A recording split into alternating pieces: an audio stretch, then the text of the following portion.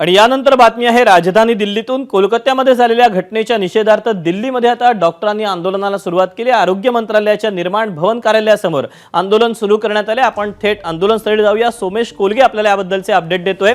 सोमेश, काय नेमकं म्हणणं या सगळ्या डॉक्टरांचं, काय अपडेट मिळतात या आंदोलनाचे?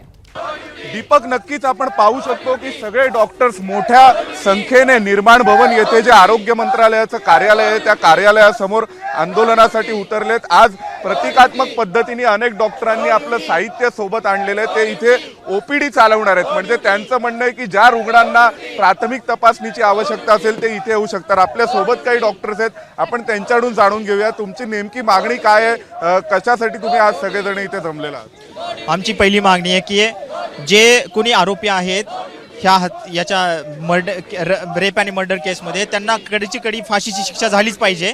आणि दुसरी गोष्ट, जे आम्ही जे ड्युटी करतो आणि कोणी पण वुमन ऑन ड्युटी तिच्यावरती असं काही अमानुषपणा होतोय तर त्याला आळा घालण्यासाठी आम्हाला प्रोटेक्शन ॲक्ट पाहिजे।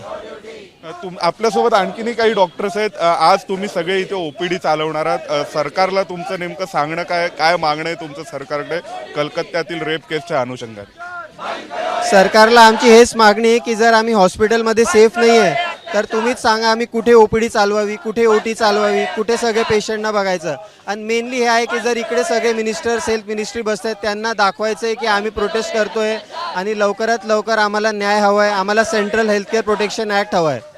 सरकारच्या वतीने काही बोलणं झालं होतं, तुमचं काल प्रतिनिधी मंडळी भेटलं होतं, त्यावेळी काही चर्चा झाली का? आणि विशेषतः कलकत्त्यातील रेप केस संदर्भात राज्य सरकारकडे आणि केंद्र सरकारकडे काय मागणी आहे?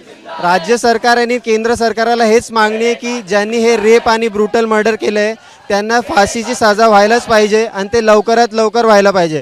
कारण 7 ते 10 दिवस झाले ऑलरेडी केस CBIकडे, पण काहीच प्रोसिडिंग आम्हाला दिसत नाही। तर जोपर्यंत आम्हाला न्याय भेटत नाही आम्ही हे कंटिन्यू करणार आहे प्रोटेस्ट। आणि OPD जे इमर्जन्सी सर्व्हिस आहे आम्ही असंच प्रोव्हाइड करणार आहेत।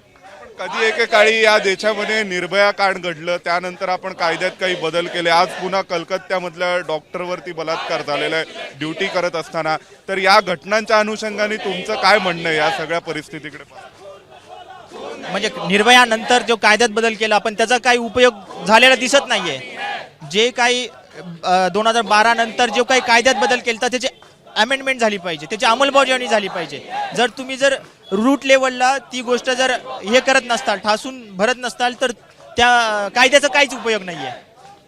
तर आपण पाहू शकतो दीपक, कशा प्रकारे सगळे डॉक्टर्स हे आक्रमक झालेले आहेत कलकत्त्यातील बलात्कार आणि खून प्रकरणानंतर। आणि देशभरात याचे पडसाद उमटत आहेत। त्याचे पडसाद आपण नवी दिल्लीतही पाहू शकतो, जिथे आरोग्य मंत्रालयाच्या अगदी समोर या ठिकाणी आरोग्य मंत्रालयाचं कार्यालय आहे। आणि या आरोग्य मंत्रालयाच्या कार्यालयासमोर जे निर्माण भवन आहे केंद्र सरकारचं, तिथल्या आरोग्य मंत्रालयाच्या कार्यालयासमोर OPD चालवून प्रतिकात्मक पद्धतीने एकंदरीत झालेल्या घटनेचा निषेध केला जातो। आणि त्यामुळे सोमेश, एकंदरीतच या आंदोलनाची कशी दखल घेतली जाते पाहणं महत्त्वाचं असेल। तुर्तास धन्यवाद दिलेल्या सगळ्या सविस्तर माहितीबद्दल आणि डॉक्टरांशी साधलेल्या संवादाबद्दल।